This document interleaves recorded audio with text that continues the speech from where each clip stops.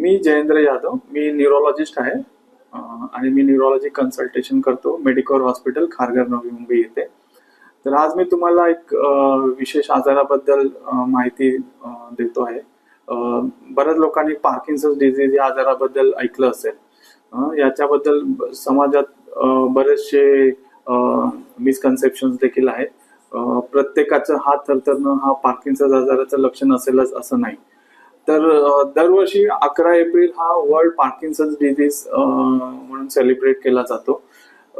हे जे आजाराबद्दलचे day celebrate केले जातात या मागचा मुख्य हेतू हे असतो की त्या आजाराबद्दल लोकांमध्ये माहिती पुरवली जावी, जेणेकरून हे जे बरेचसे आजार असतात तर ते लवकरात लवकर त्याचं निदान होईल आणि त्यामागे योग्य उपचार केला जाईल. तर पार्किन्सन्स डिझीज हा एक प्रकारचा न्यूरो डिजनरेटिव्ह आजार आहे. न्यूरो डिजनरेटिव्ह आजार म्हणजे ज्यामध्ये मेंदूतले जे न्यूरॉन्स असतात, काही विशेष भागातले न्यूरॉन्स हे त्याचं काम कमी होतं. त्यांनी जे न्यूरो ट्रान्समीटर रिलीज होतात त्यांची हळूहळू पातळी मेंदूतली कमी होते. न्यूरॉन्स संख्येने कमी होतात आणि ओव्हर अ पिरियड हे प्रोग्रेस होऊ लागतात. तर योग्य वेळी याचा जर आपण निदान केलं तर काही प्रमाणात आपण या आजाराचं व्यवस्थित ट्रीटमेंट करू शकतो. काही आजार असे असतात जे पार्किन्सन्स सारखे दिसू शकतात पण ते ऍक्च्युली पार्किन्सन्स आजारासारखे नसतात. तर आपण वेगळा काही आजार आहे का जो पार्किन्सन्स सारखा भासतोय, तर आपण असे काही ट्रीटेबल आजार आहेत जे पार्किन्सन्स सारखे दिसू शकतात, जे आपण योग्य वेळी ट्रीटमेंट त्याची करू शकतो.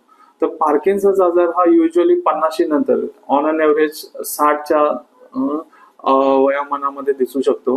तर मुख्यत्वे करून जेव्हा पार्किन्सन चालू होतो तो हळूहळू चालू होतो. पार्किन्सन हा कधीच काही दिवसात किंवा आठवड्यात येत नाही.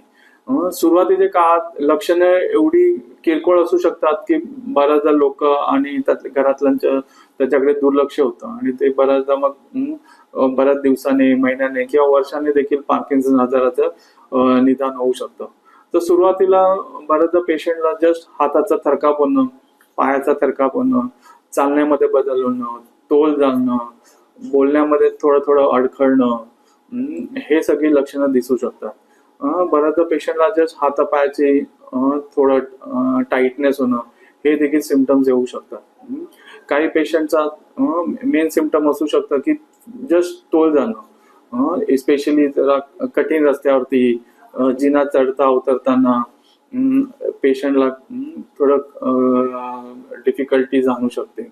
काही पेशंट्स हे नोटीस करतात की त्यांचं हँड रायटिंग बदलत चालली आहे. तर ही अशी किरकोळ सिम्पटम्स लक्षणे असू शकतात जेव्हा पेशंट इनिशियल फेज मध्ये असतो पार्किन्सन्स डिझीजच्या.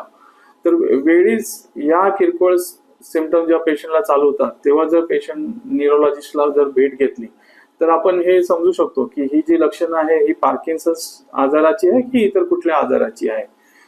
जसं मी सांगितलं, पेशंटला काय पार्किन्सन्स डिझीज थरकाप दिसतात, तर जस्ट हाताचा ट्रेमर्स होणं हे पार्किन्सनचं लक्षण आहे आणि पेशंटला पार्किन्सन्स आहे हे नसू शकतं. तर बऱ्याचदा हा ट्रेमर्स हे इतर कुठल्या कारणाने पण नसू शकतं. जसं काही पेशंट काही मेडिसिन घेत असेल किंवा पेशंटला काही दुसरा ट्रेमर रिलेटेड आजार आहे जसं स्पायनोसेरिब्रल अटॅक्सिया, किंवा पेशंटला इसेन्शियल ट्रेमर नावाचा हा जेनेटिक आजार असू शकतो, किंवा जस्ट पेशंट अँक्शियस असल्याने देखील माणसाला ट्रेमर्स येऊ शकतात.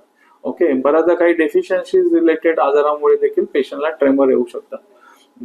तर योग्य वेळी निदान झालं की पेशंटला पार्किन्सन रिलेटेड ट्रेमर आहे की इतर कुठल्या कारणाने ट्रेमर आहे, तर त्यानुसार आपण ट्रीटमेंट करू शकतो. तर पार्किन्सन्स डिझीज हा का होतो? तर पार्किन्सन्स डिझीज हा मी जसं म्हटलं हा न्यूरो डिजनरेटिव्ह आजार आहे. मेंदूतले न्यूरॉन्स कमी होतात, त्यामुळे एक विशेष रसायन असतं मेंदूमधलं डोपामिन नावाचं, ते कमी होतं. हे डोपामिन कमी झाल्यामुळे बऱ्याचदा हे ट्रेमर्स, पेशंटचं चाल स्लो होणं, बऱ्याचदा चाल स्लो होण्याशिवाय इतर पण शरीरातले काही मुवमेंट्स कमी होतात. तर आपला चेहरा हा कंटिन्युअसली मूव्ह होत असतो. तर जेव्हा पेशंट पार्किन्सन चालू होतं तर त्या पेशंटचे हावभाव पण कमी होतात, पेशंटचं रिॲक्शन टाइम कमी होतं, त्याचे थॉट प्रोसेस स्लो होऊ शकतात. तर हे सगळ्या गोष्टीकडे आपल्याला लक्ष द्यायला लागतं. पेशंटचे हातपाय टाईट झाल्यामुळे पण पेशंटचं पोश्चर बॅलन्सेस कमी होऊ शकतात, पेशंट पडू शकतो. ओके, तर हे सगळे पेशंटची लक्षणं चालू होतात. तर जेव्हा पण पेशंट न्यूरोलॉजिस्टकडे येतो तर आपण क्लिनिकली त्याला आपण कन्फर्म करू शकतो हा पार्किन्सन्स आजार आहे की नाहीये. आणि त्यानंतर पेशंटच्या डायग्नोसिससाठी आपण MRI किंवा काही न्यूक्लिअर स्कॅन असतात त्याचं मदत घेऊ शकतो की ज्याच्याने आपण पार्किन्सन डिजीज आहे की नाही हे कन्फर्म करू शकतो. तर पार्किन्सन डिजीजचे ट्रीटमेंट हे बऱ्याचदा हे मेडिकल ट्रीटमेंटच राहते. सध्या टिपिकल पार्किन्सन हे पार्किन्सन जे एक प्रकार असतो त्याला आपण DBS डीप ब्रेन स्टिम्युलेशन नावाची एक सर्जरी ऑफर करू शकतो. पण जेव्हा पेशंट पार्किन्सन डिजीज साठी पहिलं निदान होतं तर युजली फर्स्ट आपण जे त्याला आहे ते मेडिकल मेडिसिननेच मॅनेज करतो. आणि हे सर्व मेडिसिन जे देतो त्याचा मेन हेतू राहतो की पेशंटच्या ब्रेनमध्ये हे डोपामिनचं प्रमाण हे आपण व्यवस्थित मेंटेन करू शकतो.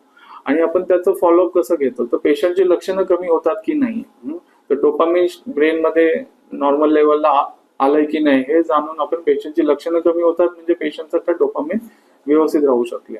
तर कॉमन मेडिसिन बऱ्याचदा तुम्ही ऐकलं असेल सिंडोपा नावाचं आपण मेडिसिन देतो. बरीचशी मेडिसिन आहेत. तर आपण पेशंटचे सिम्पटम्स कसे आहेत त्याचं प्रिडॉमिनंट सिम्पटम्स काय आहेत, हाताचा थरकाप होणं आहे की चाल स्लो झाली आहे की बॅलन्स जातोय त्यानुसार आपण पेशंटला मेडिसिन ऍड करू शकतो. आणि बरेचदा इनिशियल फेज मध्ये आणि पहिले काही वर्ष जस्ट आपण मेडिसिनने आपण हे मेंटेन करू शकतो.